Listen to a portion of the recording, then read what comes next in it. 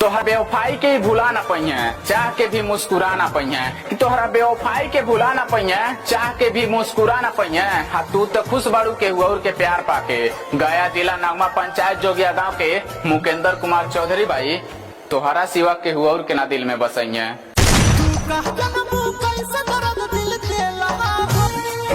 रह ना पैबू इनका बिना, चाहे तू कितनो भुला के देख लो।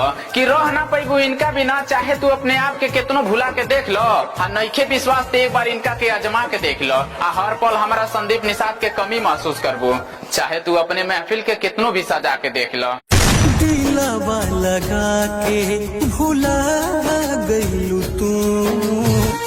आज जिंदा बाड़े तो कदर नइखू करत, खुश बाड़ू इनका के भुला के। कि आज जिंदा बाड़े तो कदर नइखू करत, खुश बाड़ू इनका के भुला के।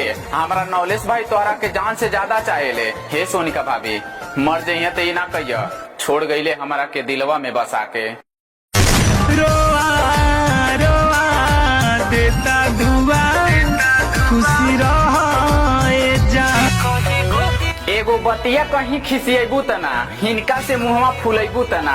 कि एगो बतिया कहीं खिसियबू तना, हिनका से मुहवा फुलैबू तना। हमार संजीत कुमार यादव भाई तोहरा से बहुते प्यार करेले, हिनका के छोड़ के कहीं जइबू तना। कहीं गो दिल बाबे सीना के भीतरिया, उहो दिल लागल। तोह के पावे खातिर कैंपियरगंज के कमलेश निषाद भाई दिन रात गमौले बाड़े। कि तोह के पावे खातिर कैंपियरगंज के कमलेश निषाद भाई दिन रात गमौले बाड़े। इनकर साथ कब छोड़ियो ना, खाए से ही तोहर सूरत ना, तोहर दिल देख के प्यार कैले बाड़े। जान हो हमार हो, तू जान हो।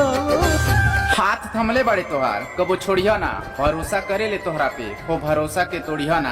कि हाथ थमले बड़े तोहार कबो छोड़िया ना, भरोसा करे ले तोहरा पे हो भरोसा के तोड़िया ना। हाँ कितना प्यार करे ले तोहरा से हमार राम साहेब चौहान भाई। हे नीतू कुमारी, केहू और के प्यार पाके हिनकरा से मुंह मोड़िया ना। जान हो हमार हो, तू जान